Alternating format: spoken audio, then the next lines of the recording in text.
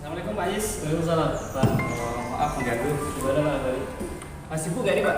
Ya biasa Pak. Yakin. Ini Pak, saya mau minta bantuan Pak Is ya, terkait tugas CGP saya. Nanti saya akan mensupervisi Pak Is ketika nanti mengajar. Apakah Pak Is nanti berkenan untuk saya supervisi? Ya nanti kita paskan materi yang saya boleh ini ya Pak ya. Ya. Ini kan tadi saya lihat jadwalnya kan hari Pak Is ada jam ngajar Pak ya di hari ini ya, Selasa ya. Ya saya hari Selasa dan hari Kamis. Ya, kan sebenarnya kan. Tapi sebelum kita melakukan supervisi di kelas nanti, Ya. ini jam berapa ya? Jam ke-45 Pak ya? Jam ke-45 ya betul.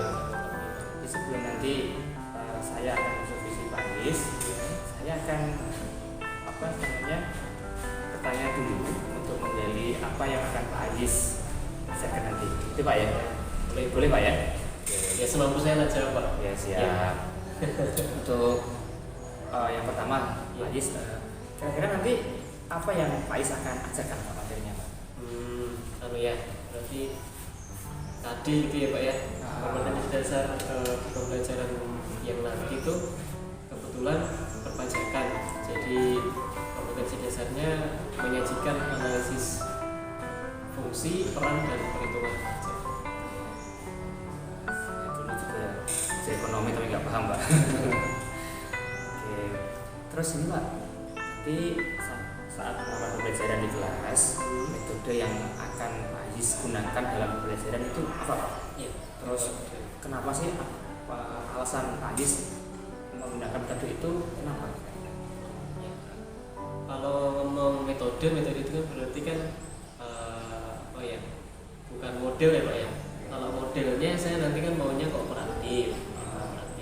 Kalau metodenya pasti saya sampaikan dulu dengan metode ceramah ya. Metode ceramah karena memang materi ini materi yang bagi siswa pasti awam ya. Perpajakan ini jarang dijumpai atau jarang dipelajari, maka harus tetap menggunakan ceramah dulu. Baru setelah itu saya berikan kegiatan berupa diskusi kooperatif itu. Nah, diskusi itu isinya nanti adalah penyelesaian kasus atau penyelesaian soal yang berkelompok. Itu kenapa kok saya pilih metode yang itu? Karena menurut saya siswa itu kan kemampuannya berbeda.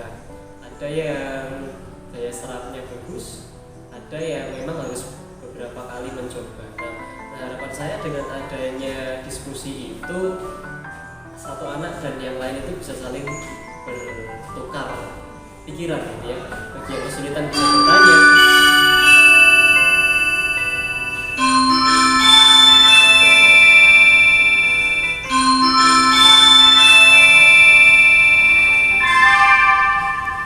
Saatnya istirahat pertama. It's time to have first break. Ya harapannya kalau berkolaborasi, berdiskusi seperti itu ada tukar pikiran. Bagi anak-anak yang kesulitan bisa bertanya kepada anak-anak yang sudah paham, begitupun anak-anak yang sudah mahir yang paham itu bisa mengajarkan ke temannya. Terima kasih Pak Is. Terus yang ketiga Pak Is, nanti pada saat pembelajaran alat dan bahan atau sumber belajar apa yang nanti Pak Is gunakan? Kalau alat ya yang jelas saya bawa laptop Pak, bawa laptop di kelas nanti juga pasti sudah ada LCD proyektor, saya tampilkan PPT. Kemudian alat bahan belajar atau sumber belajar itu saya kebetulan sudah membagi kepada siswa itu materi Pak, materi dalam bentuk softfile ada, yang dalam bentuk cetak juga sudah ada. Di buku pembelajaran yang kita pinjam dari perpus satu anak satu itu juga sudah dipegang oleh masing-masing. Terus ini Pak, bisa nggak ceritakan nanti tahapan pembelajaran Pak? Nanti gimana sih yang akan Pak Is lakukan pada saat dari kelas nanti? Iya. Ya kurang lebih seperti yang saya jelaskan di depan tentang metode tadi Pak. Kita akan mulai dari awal itu ya sebelum masuk ya sebelum pembelajaran itu ya kita persiapan dulu lah tempatnya atau apa kondisi anaknya. Di situ kita bisa mulai masuk ke pengenalan ya apa namanya pemantik dulu tentang hal ini. Ini kan aja ini sesuatu yang bisa ditemui anak. Itu kalau sudah anak terpancing, saya ceritanya mau memunculkan beberapa video gitu tentang perpajakan. Lalu saya akan memberikan sedikit materi yang dari ceramah saya itu.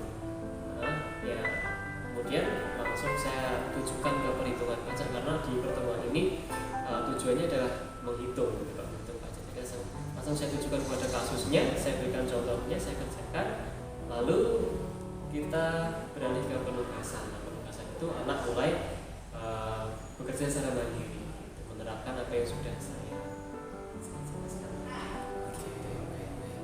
Terus ini Pak, tadi kan jadi ini Pak ya jelasin alat dan bahannya Pak ya. Iya. Kalau persiapan tertulis ada nggak Pak untuk yang jadi buat tertulis? Persiapan tertulis materi gitu ya Pak ya. Ya mungkin itu. Ya kalau materi yang PPT itu termasuk saya buat ya, saya tulis akhirnya saya susun gitu ya untuk pembelajaran ini. Untuk yang lain mungkin LKPD Pak, LKPD untuk anak itu tugas-tugas Iya. itu termasuk isinya soal yang saya bagikan per kelompok itu mungkin bisa termasuk itu apa persiapan tertulis. Baik. Terus ini Pak, kalau menurut Pak Yis, materi yang dianggap sulit berdasarkan Pak Yis ya, itu yang anak dianggap sulit ada apa? Terus kenapa itu?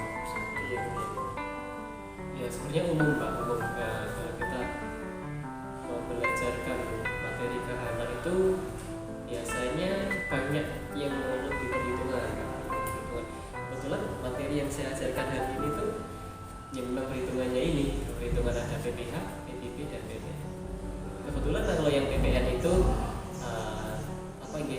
standarnya mudah, yang mudah untuk diterapkan, itu gampang. Yang susah itu nanti di PPN, di PPH atau PPP.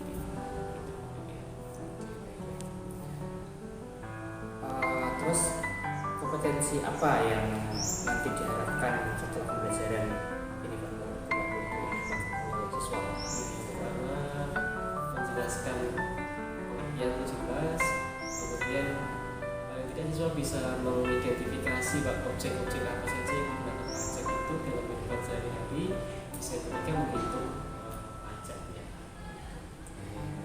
Saya aja ini Pak ya, yang sudah ini saya belum begitu paham perpajakan. Kalau kita setiap tahun lapor pajak itu karena setahun sekali agak susah Pak ya. Iya. Terus ini Pak, dalam pembelajaran pajak ini untuk PPH, PPN, dan BPP ini apa yang menjadi perhatian khusus dari Pak Aziz untuk yang disampaikan dari Yang jelas anak harus mencoba. Ini materi aplikatif ya, jadi akan apa bisa dikuasai dengan baik kalau siswanya mau mencoba. Jadi bagaimana caranya kita melibatkan anak dalam proses dia mau mencoba. Baik, terima kasih Pak Aziz. Ini langkah pra observasi, nanti kita akan bertemu lagi di kelasnya Pak Aziz jam ke-4 dan 5 tadi. Nanti saya izin untuk mengikuti di belakang pas nanti saat Pak Aziz ngajar di kelas. Itu Pak Aziz ya. Kita sampai jumpa nanti di pelajarannya Pak Aziz jam 4. Iya, tunggu di kelas Pak. Terima kasih Pak. Ya, saya mohon maaf ya. Assalamualaikum warahmatullahi wabarakatuh. Waalaikumsalam warahmatullahi wabarakatuh. Selamat pagi anak-anak. Alhamdulillah. Sudah bergerak atau belum hari ini? Belum. Mari jam pertama kita berdoa dulu. Silakan ketua kelas memimpin berdoa, Mbak Flora. Kita bagi dulu siap. Berdoa mulai.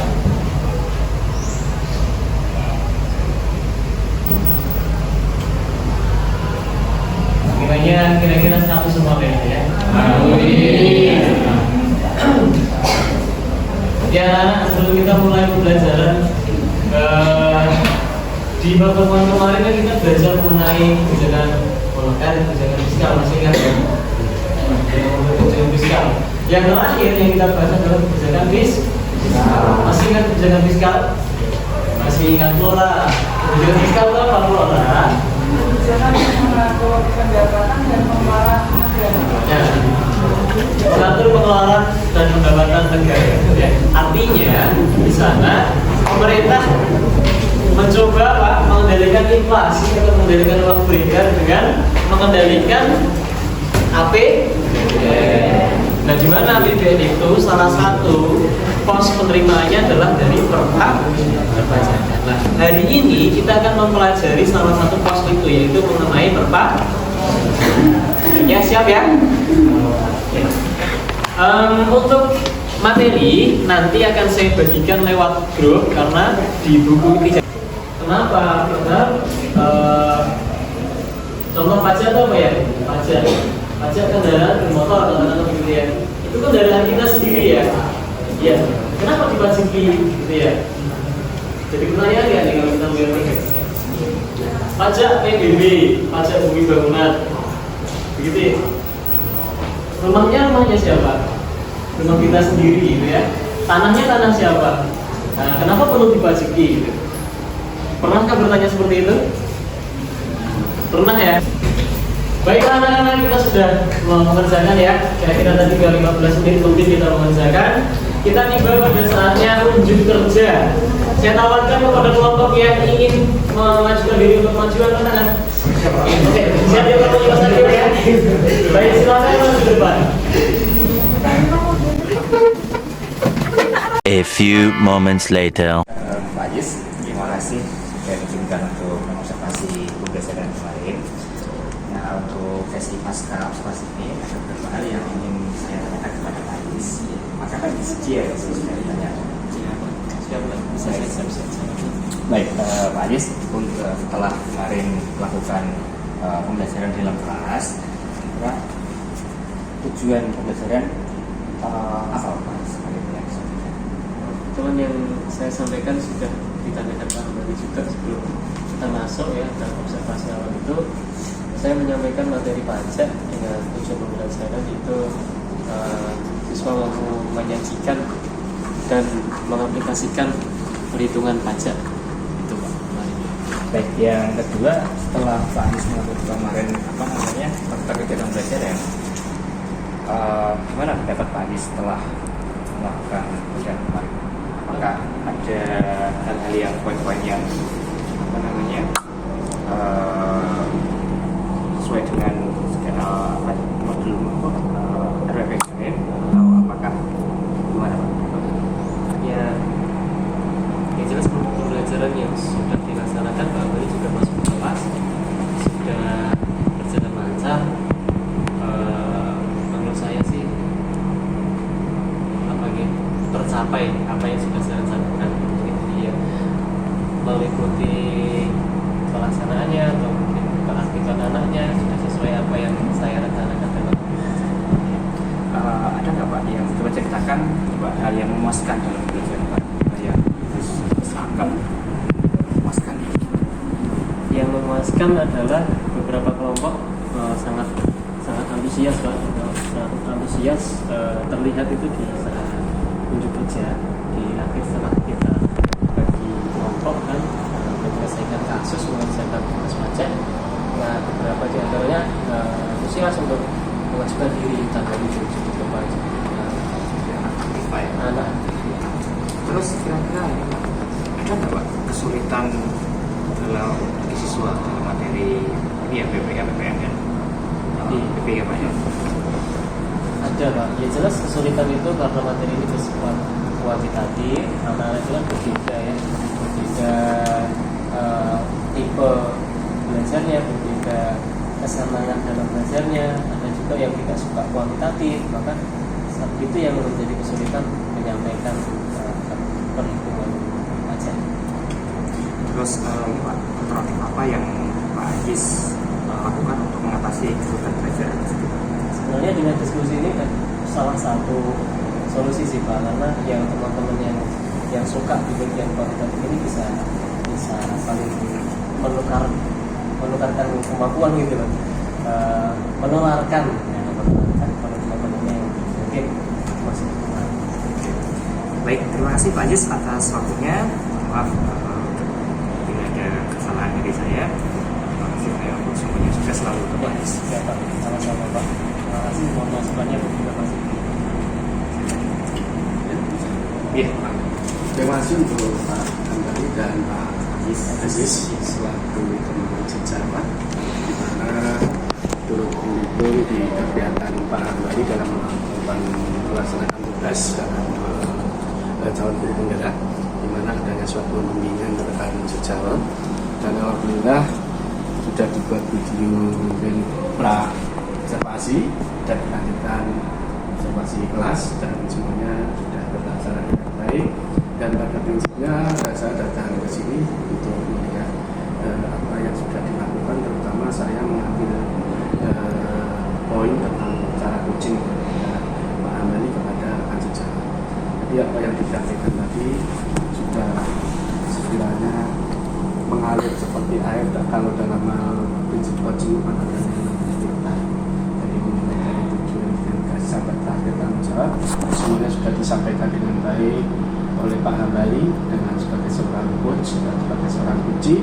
Jadi semuanya sudah bagus. Artinya itu seorang coach itu kan tidak boleh mendikte, tidak boleh istilahnya memvonis ataupun memberikan jawaban. Dia hanya menggiring bagaimana seorang coach itu akan menjawab daripada yang ditanyakan daripada seorang coach. Jadi alhamdulillah semuanya sudah berjalan dengan baik, dan tentu saja sekali lagi semoga apa yang sudah dilaksanakan nanti sebagai pembelajaran awal untuk ke tingkat yang lebih jauh lagi.